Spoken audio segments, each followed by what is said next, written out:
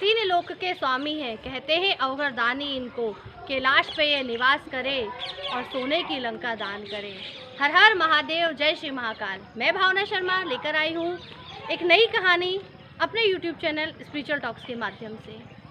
तो श्रावण की इस बेला को आगे बढ़ाते हुए आज बात करते हैं कि क्यों हमारे भोले भगवान को इतना बड़ा दानी कहा जाता है, क्यों उन्हें भोले भंडारी कहा जाता है। तो आप जानते हैं भोले भगवान की पत्नी अर्धांगिनी माता पार्वती बैठी हुई थी, वो अपनी सखियों के संग माँ सरस्वती और माता लक्ष्मी के साथ वार्तालाप चल रही थी। कहते हैं कि महिलाओं की वो भली माता ही क्यों ना हो, आदत होती है बड़ा चढ़ाकर बातें करने की और अपनी चीज़ों की बड़ी तारीफ करने की। माता पार्वती बैठी थी, बातें कर रही थी। माता सरस्वती ने बोला कि मैं जहाँ रहती हूँ हमारे वास की तो बात ही अलग है, इतनी महिमा है और इतना सुंदर हमारा महल है, और सारी बातें उन्होंने बताई। माता ने मुस्कुराया कि अच्छा बड़ी अच्छी बात है। फिर माता लक्ष्मी की बात आई तो वो और बड़ी पटरानी, उन्होंने बात करी कि वैकुंठ धाम में रहती हूँ मैं, और हमारी तो और आपने देखा ही होगा कि जहाँ हम निवास करते हैं हमारे निवास स्थल की महिमा तीनों लोक में फैली हुई है। अब माता ने सोचा कि मैं क्या बोलूं। माता ने बोला बहुत अच्छी बात है, और ऐसे करके तीनों की वार्तालाप समाप्त हुई और अपने अपने घर को चली गई। अब जब माता पार्वती लौट के आई तो प्रभु अपनी ध्यान मुद्रा में बैठे हुए थे। जब उनका ध्यान पूर्ण हुआ तो माता पास में बैठी थी। भगवान भोले भंडारी ने पूछा, देवी आज आपका जो मुखमंडल है वो थोड़ा उतरा उतरा सा लग रहा है, क्या परेशानी है, कोई चिंता का विषय है? तो माता ने थोड़े से गुस्से भरे, क्रोध भरे शब्दों में कहा कि नहीं प्रभु, ऐसी कोई बात नहीं है। अब भोले भंडारी फिर मुस्कुराए, और पति परमेश्वर अगर उन्हीं को नहीं पता है कि पत्नी की आखिर चिंता का विषय क्या है तो फिर बात कैसे होगी। फिर उन्होंने पूछा कि नहीं देवी, कुछ तो बात है, आप बताइए, मुझे बताइए क्या आपकी चिंता का कारण है। तो माता ने बोला कि प्रभु आज माता लक्ष्मी और सरस्वती देवी के साथ में बैठी थी और उन्होंने अपने अपने निवास स्थल का बखान कर रही थी कि हम यहाँ रहते हैं और इतनी सुंदर महिमा है, और हम तीनों लोगों के आप जो देवता हैं वो यहाँ रह रहे हैं पर्वतों पे, पहाड़ों पे, आसपास कुछ नहीं, सिर्फ बर्फ ही बर्फ है, हरियाली हरियाली है। हम क्यों बड़े महल में नहीं रहते हैं, हमारे लिए क्यों तरह तरह की साज सज्जा सजावट नहीं है।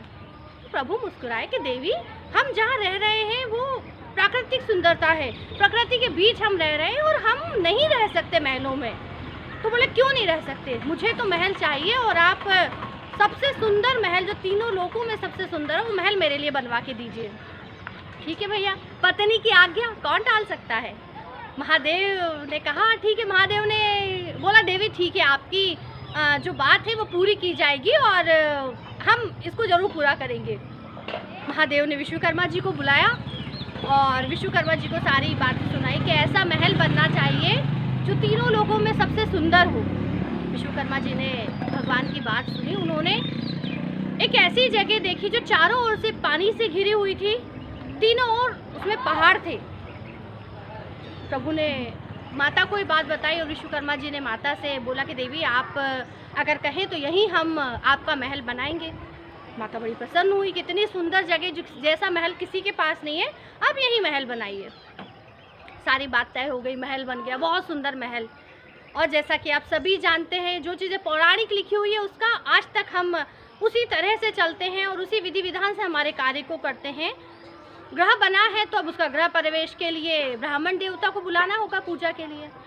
तो बोला कि किस ब्राह्मण देवता को बुलाएं जो सबसे सर्वश्रेष्ठ हो। भगवान महादेव ने दशानन रावण को बुलाया कि आप मेरे गृह प्रवेश के लिए आएँ और पूजा अर्चना करवाएं। दशानन रावण आए, बड़े धूमधाम से पूजा अर्चना हुई और खूब अच्छे से मंत्रोच्चार से गृह प्रवेश हुआ। अब कहा जाता है कि अगर हम कोई भी पूजा अर्चना करवाएं और ब्राह्मण को अगर हम संतुष्टि पूर्ण अगर उसकी दक्षिणा ना दे तो हमारा कोई भी कार्य पूर्ण नहीं होता है। कहते हैं ब्राह्मण को खुश करना सबसे पहली बात होती है। अब पूछा उन्होंने कि ब्राह्मण देव आप बताएं कि आप दक्षिणा में क्या लेंगे।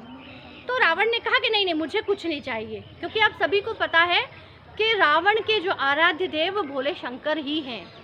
बोले नहीं नहीं, मुझे कुछ नहीं चाहिए, हो गया आपके घर की पूजा अर्चना, गृह प्रवेश, आप खुशी खुशी निवास कीजिए अपने महल में और मैं चलता हूँ। तो बोले नहीं नहीं ब्राह्मण देव, आग्रह किया माता पार्वती ने और भगवान शिव ने कि नहीं, आपको ग्रह जो हमारे आपने पूजन करवाया उसकी दक्षिणा तो लेनी होगी।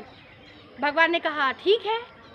तो रावण मुस्कुराए और रावण ने एक ही शब्द में कह दिया कि आप तो मुझे ये सोने की लंका ही दे दीजिए। माता पार्वती भगवान की ओर देखने लगी और भगवान माता पार्वती की ओर देख के मुस्कुराने लगे, क्योंकि भगवान ने तो आपको याद हो पहले ही बोल दिया था माता पार्वती से कि हम किसी महल में निवास नहीं कर पाएंगे, हम जहाँ रह रहे हैं वही हमारा सबसे सुंदर और सबसे अच्छा निवास है। तो जो कहा जाता है ना कि सोने की लंका रावण की थी, नहीं, वो सोने की लंका थी भगवान शिव की, भोले शंभू की, उन्होंने बनवाया था वो माता पार्वती के लिए। ये कहानी मेरा सुनाने का एक तात्पर्य है आपको कि सोने की लंका तो आज आपको पता चल गया होगा कि वो किसकी थी और कैसे कैसे रावण के पास पहुंची, जो वो बोलता है कि मैं तीनों लोगों का विजेता। तो वो ऐसे करके रावण के पास गई थी, परंतु परंतु परंतु एक बात और भी पता चल गई होगी कि जो स्त्री का प्रेम और पत्नी के प्रति समर्पण का भाव है वो आज के समय का नहीं है कि कहा जाता है कि पत्नी ने कोई बात बोल दी तो पति टाल ना सकेंगे, क्योंकि भाई अर्धांगिनी होती है, आधे अंग पे जब उसका अधिकार है तो बाकी चीज़ें तो आप छोड़ ही दीजिए।